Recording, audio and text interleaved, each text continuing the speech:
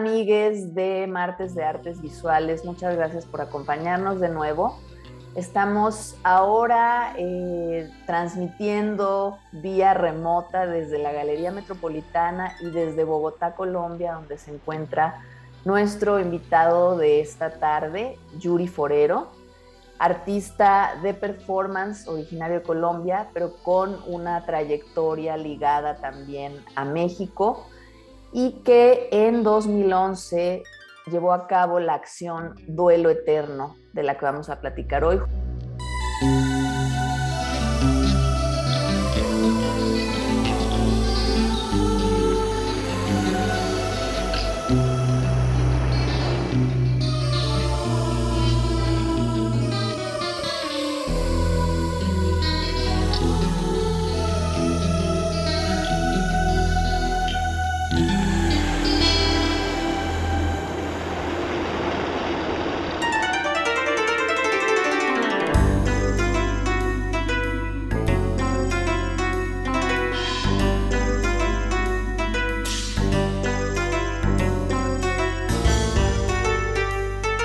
Yuri, muchísimas gracias por tu tiempo y por acompañarnos esta tarde y por generosamente conversar con nosotros.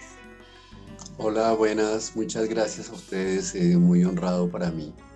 Y un gusto de nuevo estar en México, así a la distancia, ya los estoy extrañando.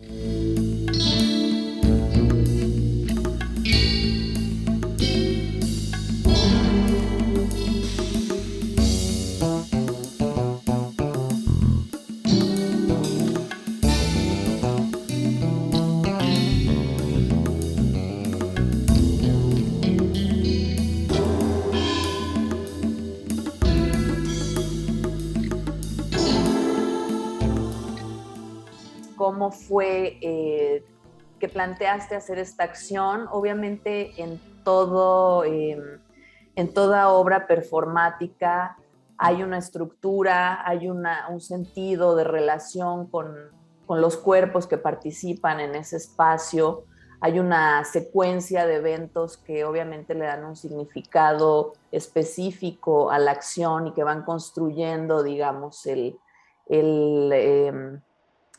la tensión y la emoción y la afectividad del acto de estar presentes. Pues mira, esa pieza Duelo es una pieza que ha tenido un desarrollo a lo largo de varios años. Es una pieza que se hace en el 2000 en Colombia, en la ciudad de Cali, y es una pieza que inicia a partir de que hay una moneda de 20 pesos de Colombia que tiene la imagen del pueblo Quimbaya, que es un objeto ceremonial para el mambeo de la coca. Y es un elemento que su original en oro está en el Museo del Oro y es un objeto representativo de la cultura colombiana. Es un objeto quimbaya. La moneda de 20 pesos de la República de Colombia con la imagen del poporo quimbaya, que es una imagen ceremonial tradicional para el mambeo de la hoja de coca.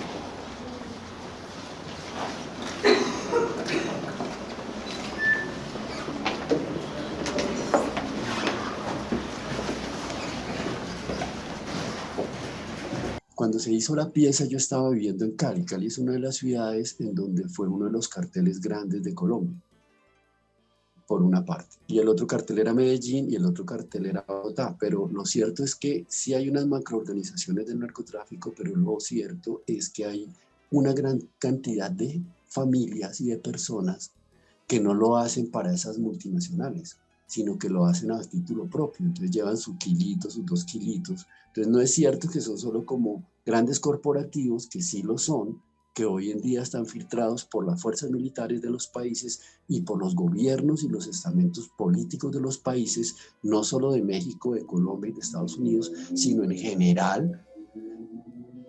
Y porque eso hace que eso le mantenga un precio muy alto en el mercado.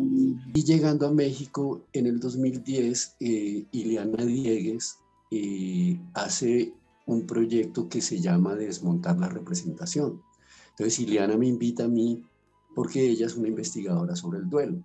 Y cuando se empezaron a ver como la propuesta que yo empecé a hacer, el maestro Víctor también decidió que me daba todo el espacio de la galería.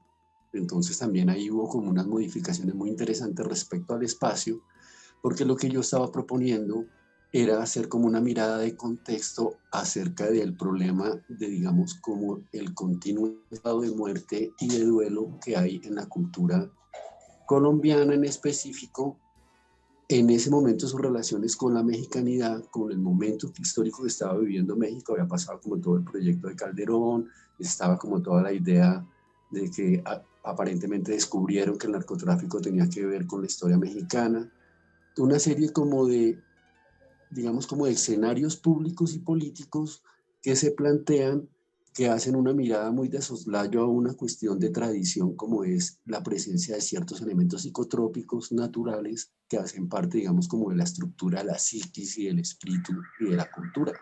Habían también unos dibujos de una serie de armamento, de pistolas y metralletas, unas de la realidad y unas de ficción, unas muy tecnológicas, así como de ciencia ficción, que yo en un tiempo estuve haciendo armas y las borraba, hacía las cosas que quería que desaparecieran, entonces dibujaba y después desdibujaba, entonces estaban esos dibujos. En la instalación coloqué una línea de azúcar por lo de los monocultivos de la caña de azúcar del Valle del Cauca de Cali, porque la coca ha sido un problema de monocultivos, del monocultivo del azúcar es una también de las grandes industrias que se dan en esa región de Cali. Cali no tiene cultivos de coca, Cali lo que tiene es la industria de los laboratorios y la industria como económica de la administración del negocio, tenía en ese momento, ¿no?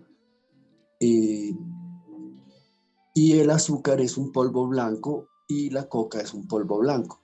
Entonces se hicieron una serie de surcos a modo como de cultivo, pero también un poco de las líneas de aspirar la cocaína.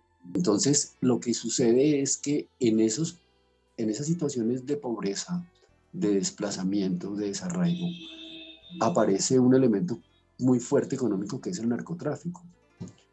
Hoy en día no es solo el narcotráfico, hoy en día tiene que ver con todos los monocultivos y las industrias, y tú la palma de cera, la producción de todo en monocultivos, ¿sí?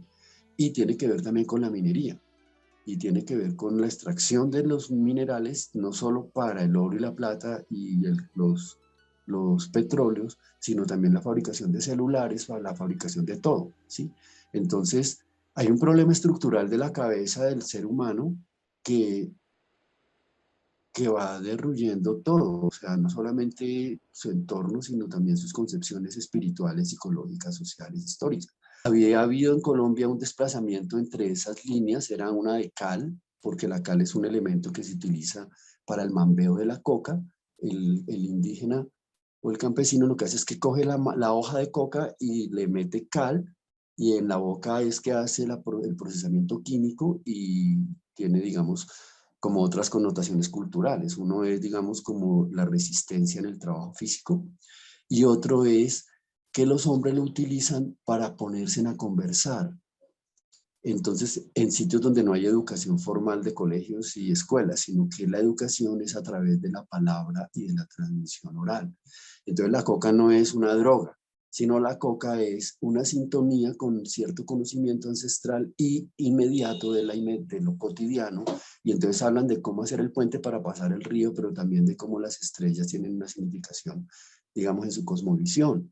Entonces, esa satanización de ese elemento cultural es muy delicada porque es toda la satanización que tiene lo psicotrópico frente a un mundo montado en una razón puramente funcional, que incluso mira de soslayo otro tipo de razones, como la imaginativa, como otro tipo de viajes mentales. Digamos como que la performance es el acto en el que yo salgo, camino por ese lugar, me desplazo entre esas líneas con la moneda de 20 pesos y con una rosa de metal en la mano, que también es una representación, y lo que hago es que me le acerco a la gente y de una manera íntima le doy el sentido pésame, que es como las frases convencionales para dar el acto de condolencia cuando a alguien se le ha muerto una persona, ¿sí?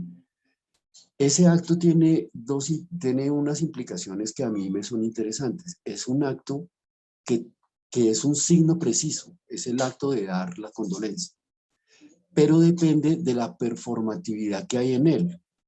Ahí es cuando adquiere su sentido.